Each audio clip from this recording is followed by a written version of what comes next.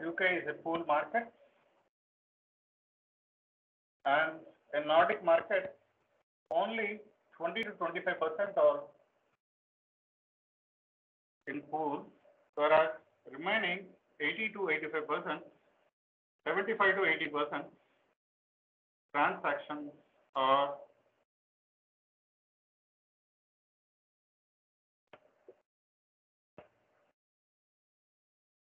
not done in pool market, isn't it?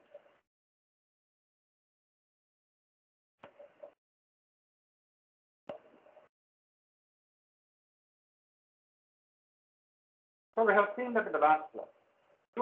It is mandatory for all GenCos to participate in the pool market, and everybody is supposed to sell or buy the power in the pool. Whereas in Nordic market, which basically consists of Sweden, Norway, Finland, and Denmark. These countries have come together to form a common pool called as Nord pool, where most of the buyers and sellers, they will be dealing on their own. Nearly 70 to 75%, 80% of the entire power which is being transmitted here, it is done through bilateral talks. Only a small portion is being concentrated in the pool market. This is what we have come up with, isn't it? And we have also seen that in these type of things also, this is also a pool market. Even though if it is 20 to 25%, it is a pool market. Here also it is a pool market. But there is a major difference in the pool markets of these two, isn't it? What was the major difference between these two? In this here, bids are invited only from seller, isn't it? Here bids are invited from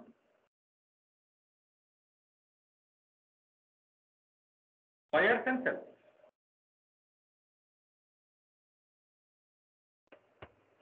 We have seen that here bids are invited only from the sellers, and where the buyers are not available directly. Instead of buyers, discounts will be available, and they will provide. What do they provide? Only forecast. So how market settlement price is obtained here?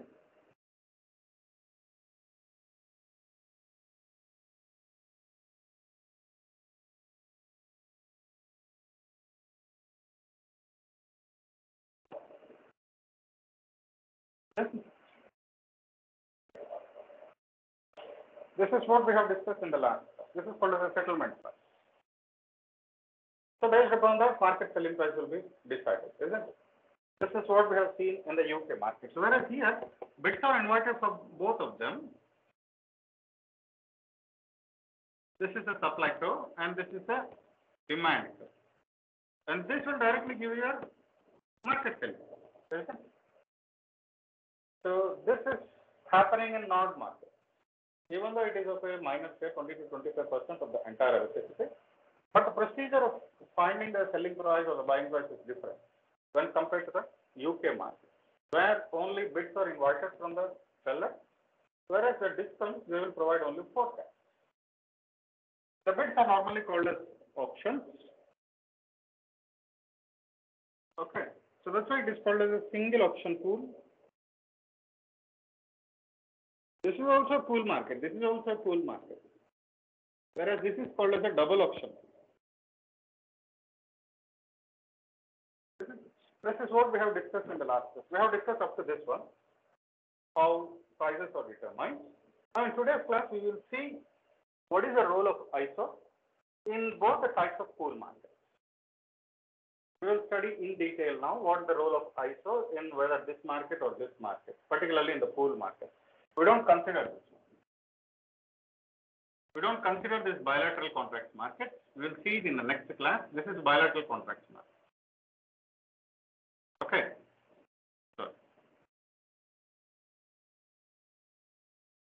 this is bilateral contracts market. This we don't do it now. We will discuss only about the pool market, whether it is a single auction pool or double auction pool. We will see in detail the role of ISO in the pool market today. Now, before moving any further,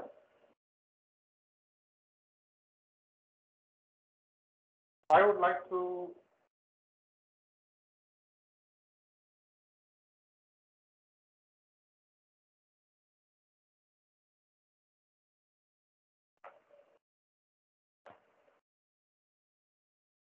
before going any further, I would like to introduce to you what I will be discussing today. Our topic is ISO in pool market. And what I will introduce to you, I want you to improve your knowledge, particularly on the role of ISO, which includes the responsibilities of ISO in pool markets. Okay, the responsibilities which he has, and what are the activities which he does. And what are the activities which he does? And in particular, what do you understand by market settlement? I want to improve your knowledge on market settlement. And finally, we'll have a short discussion on single and double auction power pools.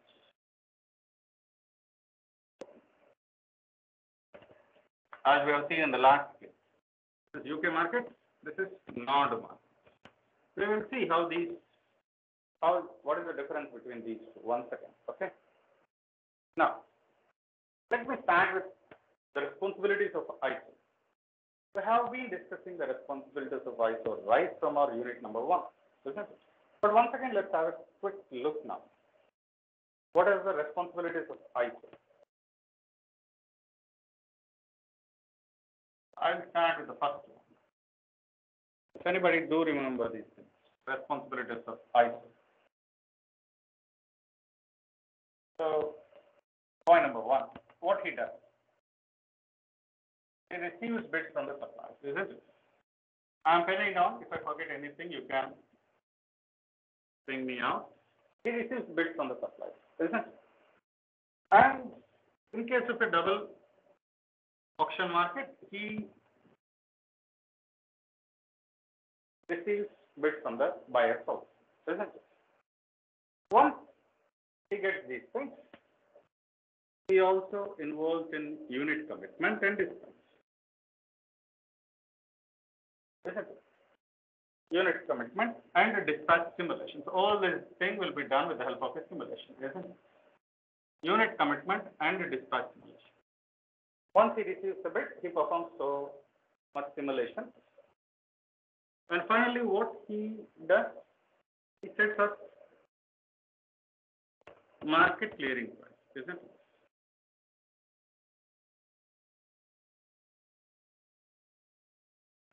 He sets up market clearing price. And next, once he completes this one, he ensures system security, because it is his role after finalizing the schedules and market settling price. It is his role to allocate the transmission services, isn't it? So when he is allocating the transmission services, it is his responsibility to ensure security of the system, isn't it? Apart from providing security, what else is that? He also undertakes congestion management.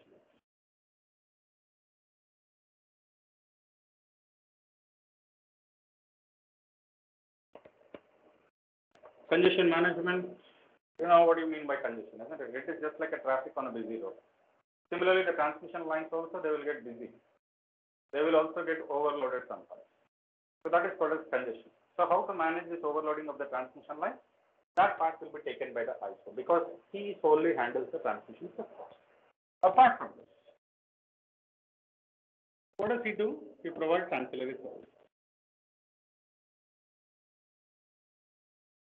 Even though FERC has picked up some 13 to 14 principles, we broadly come up to these 6 points, which are the responsibilities of ISO. Isn't it? These exclusively are the responsibilities of ISO in pool market. In bilateral markets, these 3 will not be there.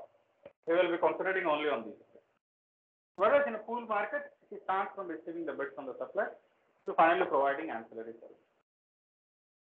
And ancillary services also, I have mentioned to you. What are ancillary services, guys? Ancillary services are nothing but they are transmission services, additional transmission services, what you can call it as. Additional transmission services which are provided to ensure security and stability and reliability of the path.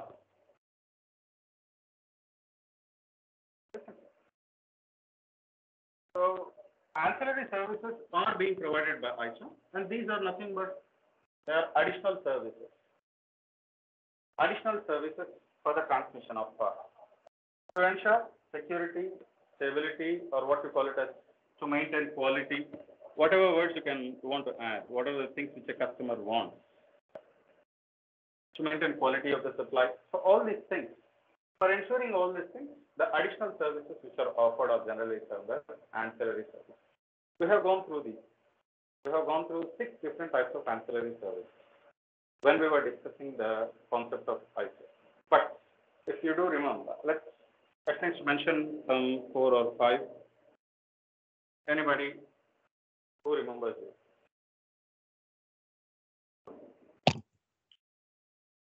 Power and voltage profile. Power and voltage profile. Okay. Voltage and reactive power control. Frequency regulation. Energy intolerance. Energy intolerance. Energy?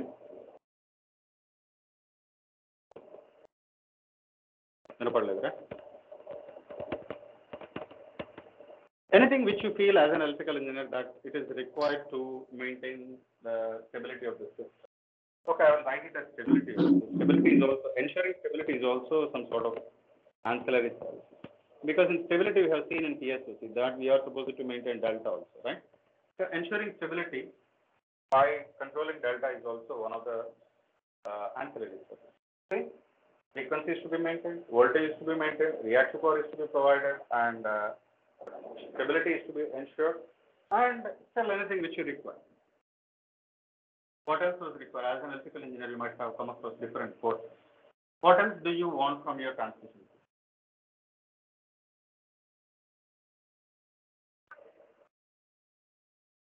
Come on. Energy reserves. Very good. You might need energy reserves most of the times because it comes with the congestion management. Sorry, not congestion. Power outages. Whenever there is a power outage or whenever there is a sudden requirement of power, you are supposed to maintain some sort of reserve. Tell apart from this, as an electrical engineer, what do you expect in the transmission system? This is called as power outage, or you can also go with the transmission resources also. Because whenever there is overloading of the transmission lines, you may need an additional transmission line. So, this transmission congestion. To manage transmission congestion management. So, any other thing as an electrical engineer which you feel that transmission sector must hold?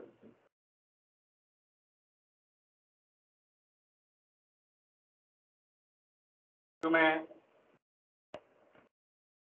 also, you may sometimes, most of the times, spin power systems. What you do experience because of your non-linear loads, right?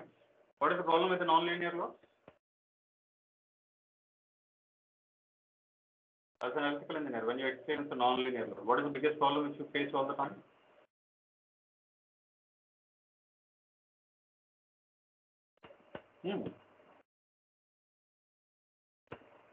What is the problem with the non-linear loads? The problem is with, has anybody heard about this word? Harmonics or total harmonic distortion? Anybody? So you are supposed to maintain quality of your transmission only, which comes with a very better profile of voltage. It's not only increasing or decreasing your voltage. to maintain your voltage regulation. It is also about maintaining quality of the voltage, which means your THC must be very low. So you are supposed to avoid harmonics. This is also an additional service. 5. How harmonics are avoided? How harmonics are overcome? Anybody? For the help? Filters, isn't it? Or wire devices, nowadays wire devices are also coming into picture. Or hard devices are also coming into picture to control the harmonics. So these are the responsibilities of ISO in a pool market. They start with handling the prices and the bids. He handles the transmission system also. So these all come under the transmission system, whereas these do come under pricing mechanism, pricing job. So he does both these things in case of a pool market. I hope now you have understood what are the responsibilities of ISO. Now we will move on. Sir, if this is a job which is done by ISO, if these are the responsibilities, now let's have these activities. These are responsibilities, isn't it? He is responsible for doing all of this. It doesn't mean that he does all these things all day. He is responsible for all of this. So he may do all of these things daily, or he may not do all of these things daily. He may do few things whenever there is a requirement. So let's have a quick look about what are his daily activities.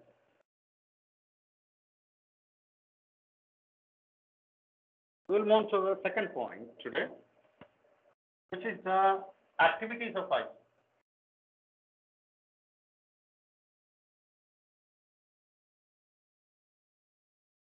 And for your better understanding, I will mention them on a time, or you call them as a timeline, no problem. We will have a quick look about time scale activities or timeline activities of an ISO.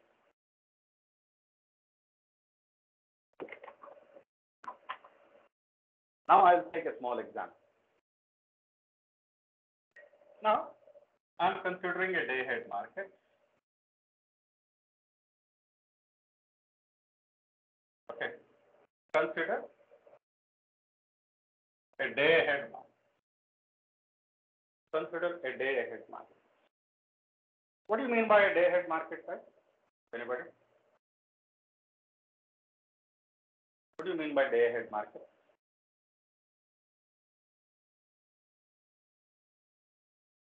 Anybody in the class?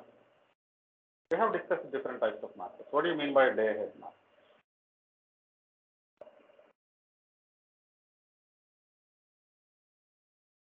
Bidding will be done before a day, before day. Yeah. Bids and prices or everything they will be done before the date, isn't it? So now let's have a quick look about a day ahead market. Now I'll take an example of, let us suppose today is what is today's date? 5th or 6th? Today is 6th, right? What is today's date? 7th, huh? 6th, sir. 6th, right. Let us suppose. Today is 6th, and today I am entering into a day ahead market, okay? Now let us suppose today's date is 6/9/2021. Now I am entering into the market. I can purchase the power for tomorrow itself, isn't it? I can purchase it for today because it is day ahead market. If I want to purchase it for today, I am supposed to enter a spot market, hour ahead market, or what I call it as spot market. But this is day ahead market where I can enter the power, where I can enter the market and purchase power for tomorrow. So I will write a timeline here. Okay. I will draw a line here. Now let us suppose. Let us suppose this all indicates 05/06/09/2021, 07/09/2021, and 08/09/2021. Now power is required on this day. Power is required on this day, and this is called as 24-hour ahead. I'm just writing on the timeline, assuming that this is the timeline. Okay.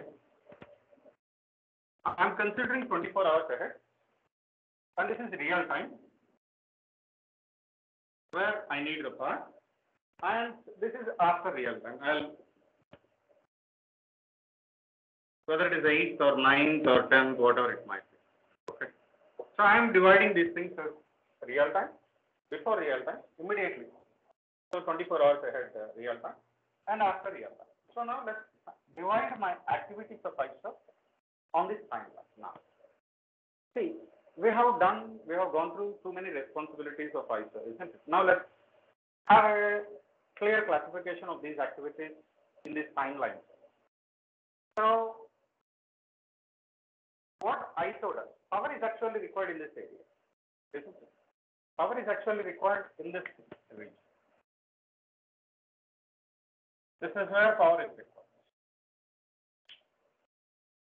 Now, what he does one day before what he does basically?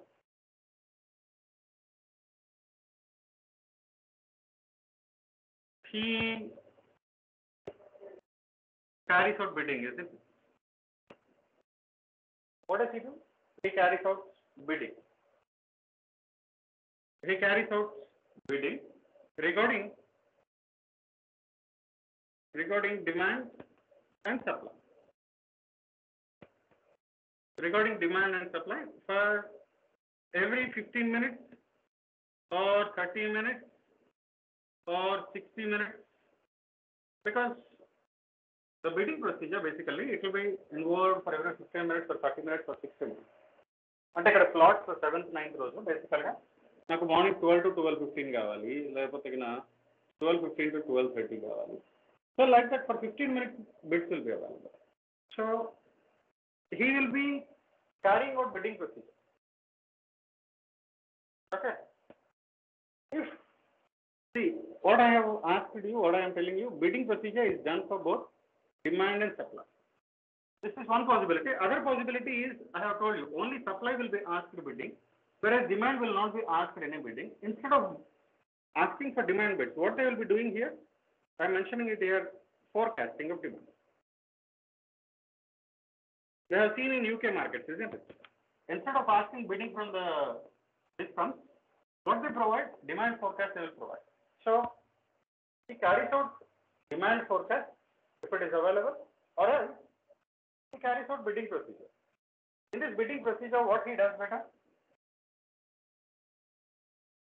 He receives bids from sellers and buyers.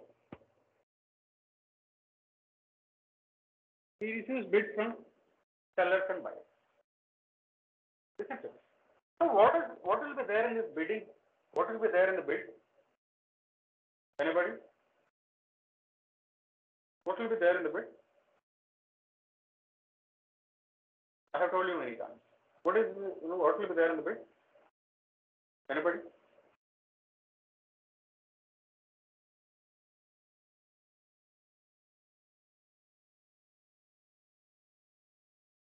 What will be there in the bid which is received from a buyer or a seller? Anybody can type in the chat box.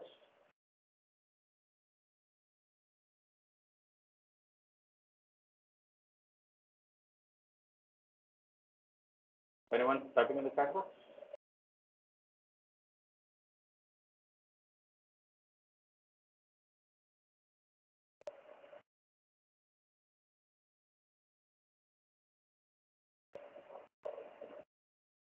Okay, what will be there in the bid? In this bid, whether it is a seller or buyer, what he asks for what is the amount of power, what is the, let us suppose if a buyer is there, what he will inform us in a bid, at what cost he is ready to purchase and what is the amount of power which he requires and what is the schedule of power where he wants it. So like that there are different things which will be there in the bid, information in a bid. So that we will discuss later. So he receives bids from both sellers and buyers. And next what he does from this one, he does some simulation. And after simulations what he does, he finalizes the market clearing price. Isn't it? He finalizes the market clearing price. So this is what he does before the real time itself. Before the real time itself. So this is step number 1, step number 2. Isn't it? Once he finalizes this one, once he finalizes the MCP, what he does immediately, he immediately finalizes the hourly dispatch. Let us suppose if it is hour market, he finalizes the hourly dispatch. What do you mean by hourly dispatch? ఏ అవర్కి ఎవరికి ఎంత power ఇవ్వాలి. What do you mean by hourly dispatch? How much of power is to be transferred from this seller to this buyer in this particular hour. So like this, hourly dispatch will be finalized. Once hourly dispatch is finalized, let us suppose if this generator is supposed to provide power to this buyer, like that, let us suppose if some sort of dispatch is finalized along with the system price. This is the system price and this is the schedule, isn't it? Hourly dispatch. So based upon these two, immediately what is the next question? He has to check the transmission services, isn't it? And ensure that what he ensures? No transmission condition. He ensures no transmission condition.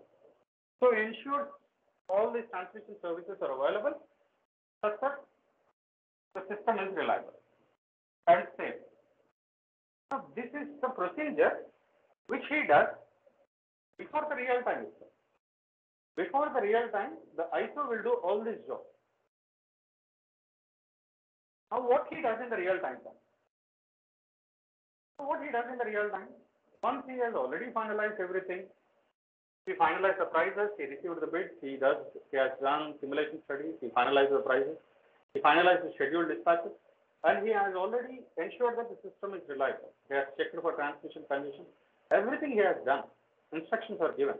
So the moment has started on the real time. What he does, he just sits idle and he dispatches generation and load. He just ensures that generation is there and load is being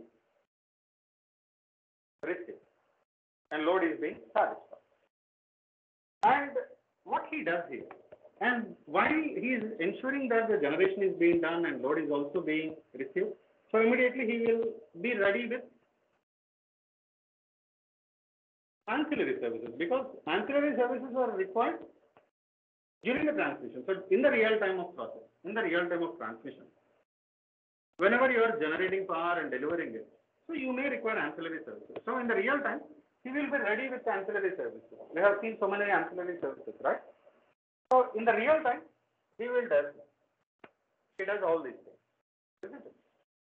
So once he dispatches the generation and load, and once he offers ancillary services if they are required. So now by the end of the day, everything is done. So immediately after the real time, what he does, he goes with settlement.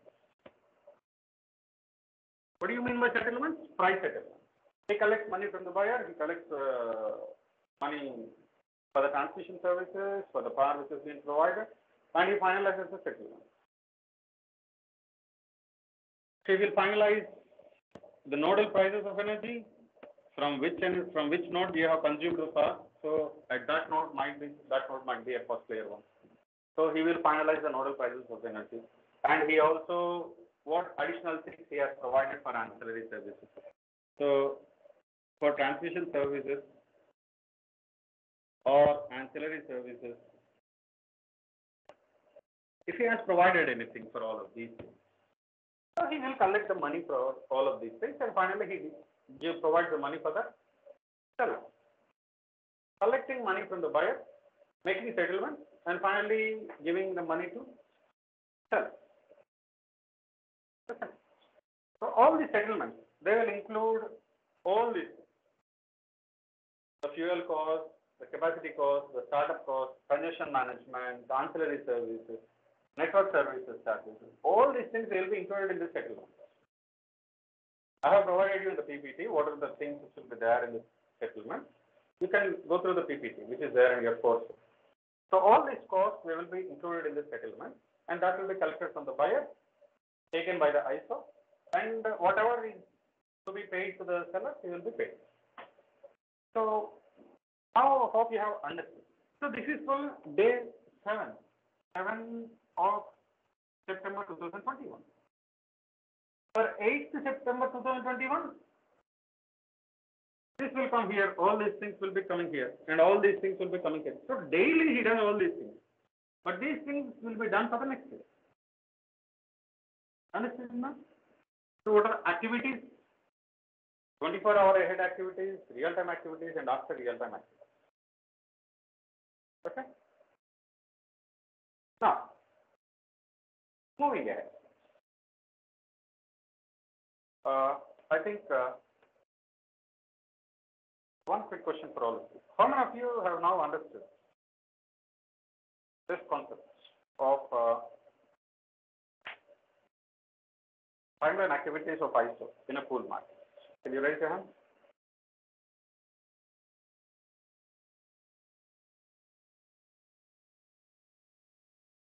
Only one? If I ask it for an essay question, how many of you can write it?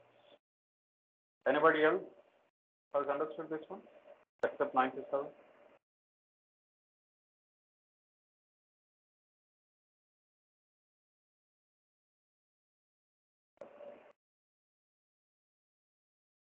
Okay. Go through the video once again, and it will be posted in your coursework. Go through the video, and if you have any doubts, you can ask me again. And now, few things which I have missed in this one. Few things which, as an electrical engineer, you do require some more information. And yeah, this one, I think I told you that I will be explaining at some other time. So now I will be discussing this one. What will be there in the bid? This is the most important thing. What will be there in the bid? So what will be there in the bid is, it varies from one market to another market. So now we will discuss what is the information which will be there in the bid, okay, in different markets.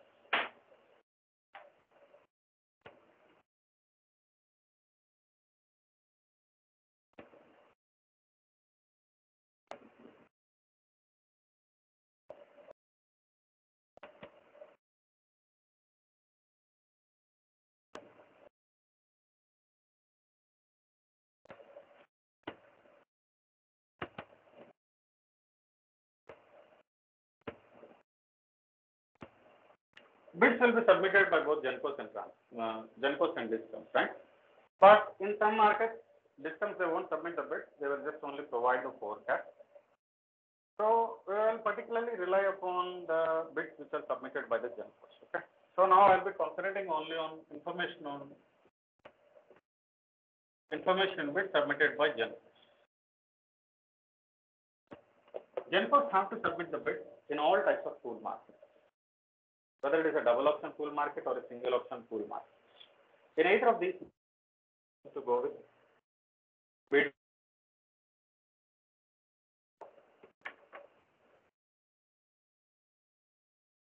There are different types of information which are available in these bids in different markets. So now we will take a few glances of different markets.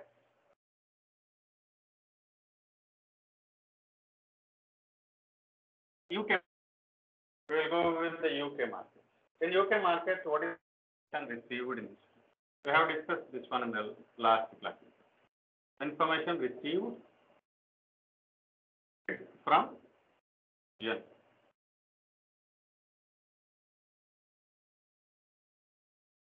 Okay. So what is the information which is received here in this one? So what energy price? Okay, this is the amount of energy which they will, and this is the price which they are asking for. Okay. They will also mention what is the offered capacity and energy price. Offered capacity and also energy. And they will also say what is the minimum generation level. Because if there is minimum generation, if the generation is below the minimum generation level, let us suppose if any company has been asked to generate the power. So let us suppose if their bidding is too high, then they may not be selected. In that case, they won't be given much opportunity to produce power. So in that case, their option will be very low. So they will also mention what is the minimum generation level which they can afford. If their share is less than the minimum generation level, then they won't go for generation because it may not be financially viable for them, or technically it may not be viable for them.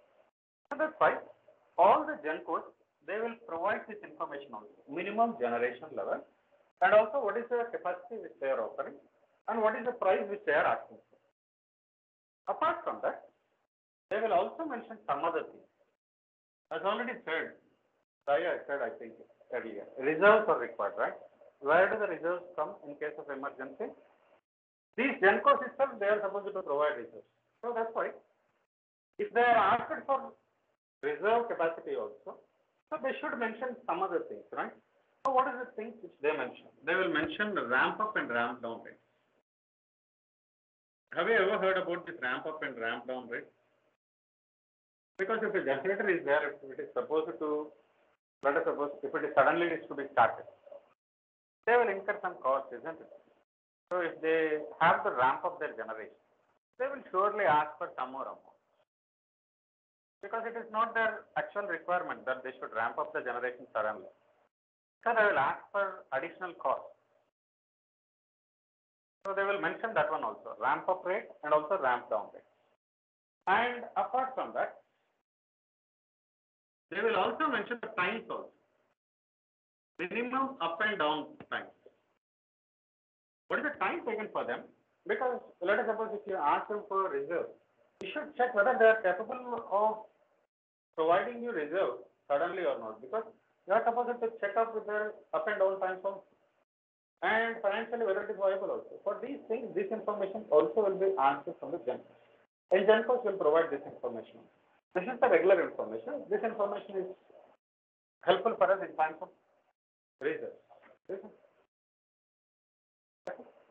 And let us suppose if this GenCo is having multiple units. If it is having multiple units, then there is a question of who is supposed to perform unit commitment also. If it is having multiple units, this GenCo, then who is supposed to go with unit commitment? Sometimes ISO itself defines unit commitment. Okay, we plan to unit fund. Or let us suppose you might be sometimes asked you to go with your own decision of which unit you are supposed to go with this allocation. So it also varies. In UK market, the ISO itself will decide unit commitment decision.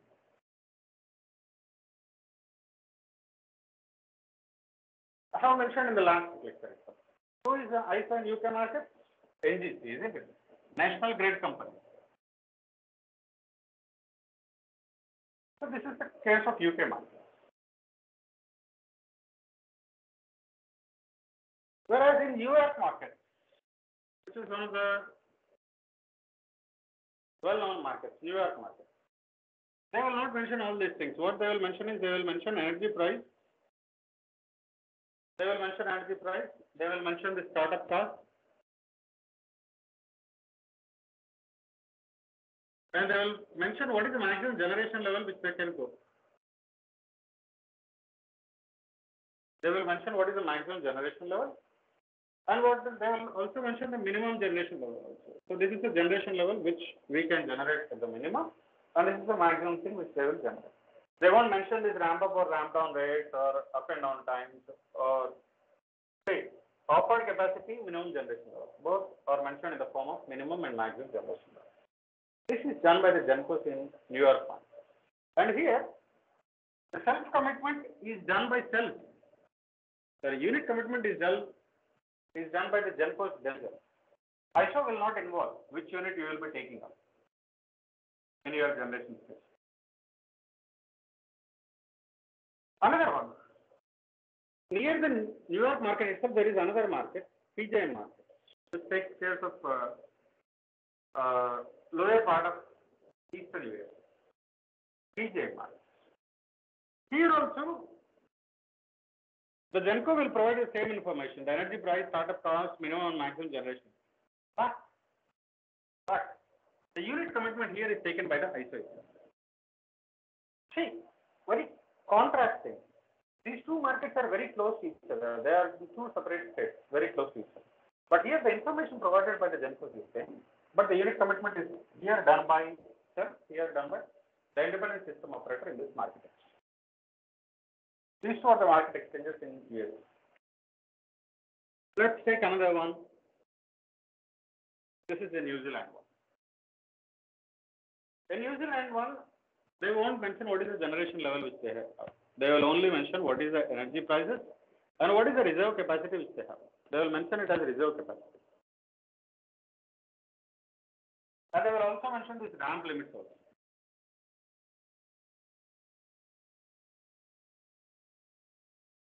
Here also, the generation companies, they will decide on their own. And we have seen another market yesterday, right? What was that market? Nord market, right? Nordic market. A Nordic market, energy price and quantity about buying and selling. See, this is a different type of market where the GENCOs can buy power also. They are not only for selling power, they can buy the power also. That option is available in Nordic market. Here also, the commitment is done by selling. Which units are supposed to generate the power if they are on the selling side. And they can buy the power also. So, in different types of markets, the information which is provided in the bid, it varies. And the unit commitment also varies.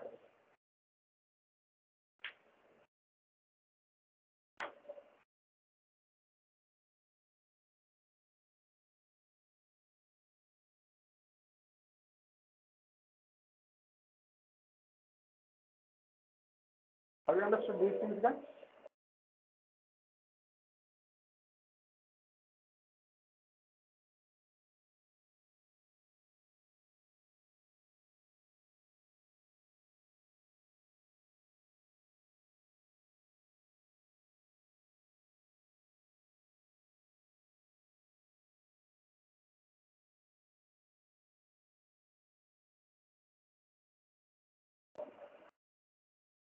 Now we will move on to another one, what I have been telling you.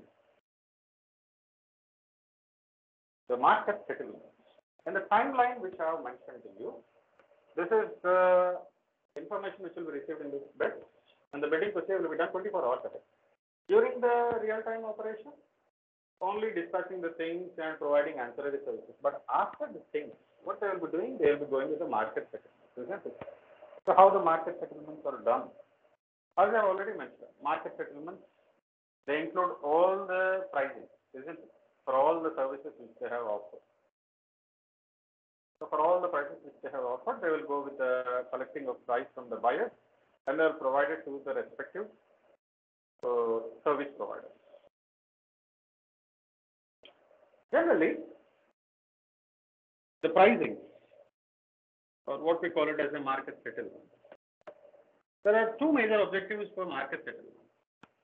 Market settlements are planned based upon two objectives.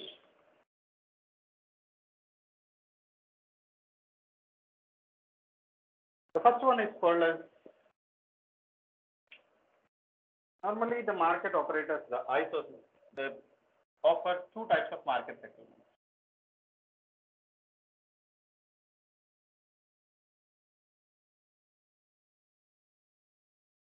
Two types of market settlements. So what are the two types of market settlements which are generally available? The first one is the maximization of social welfare.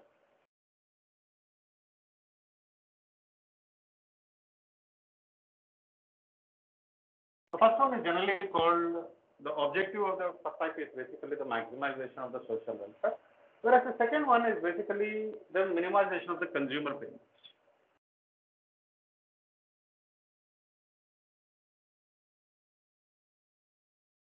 So these two are the major objectives developing any model for market settlement.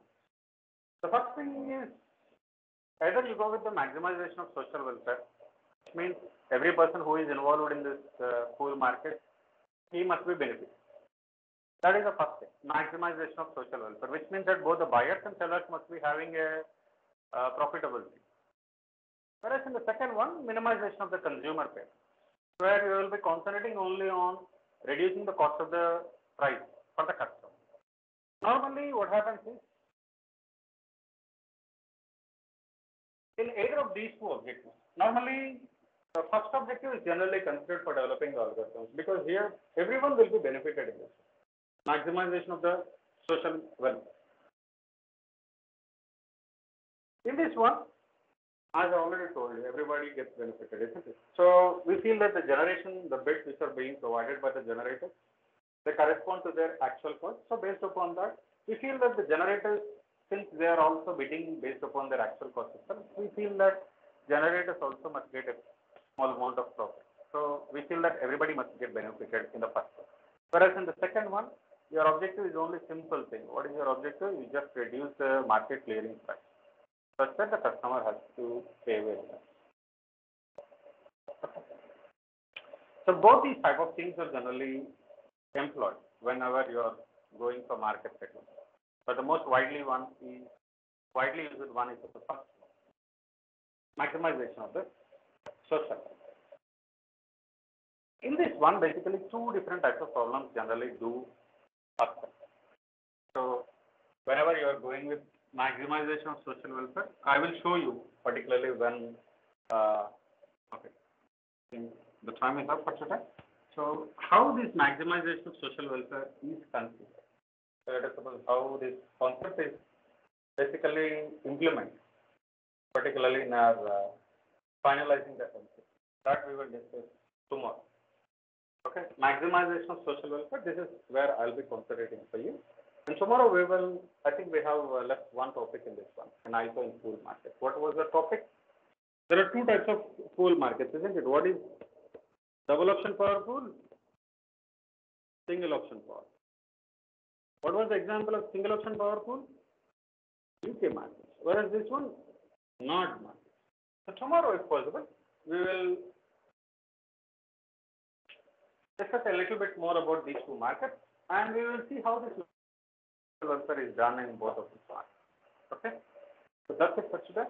So what we have learned today, I will take a of what we have done today. What was the outcome today? The first one, what you have learned, now you are able to explain the responsibilities, isn't it?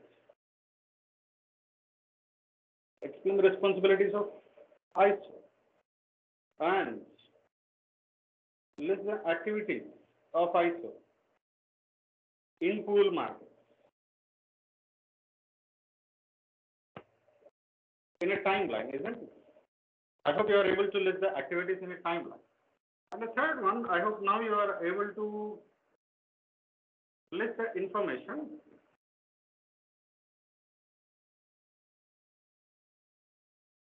received from GenSource in different markets. This is what we have learned today. Tomorrow we will go with how social welfare maximization is basically implemented. Okay. So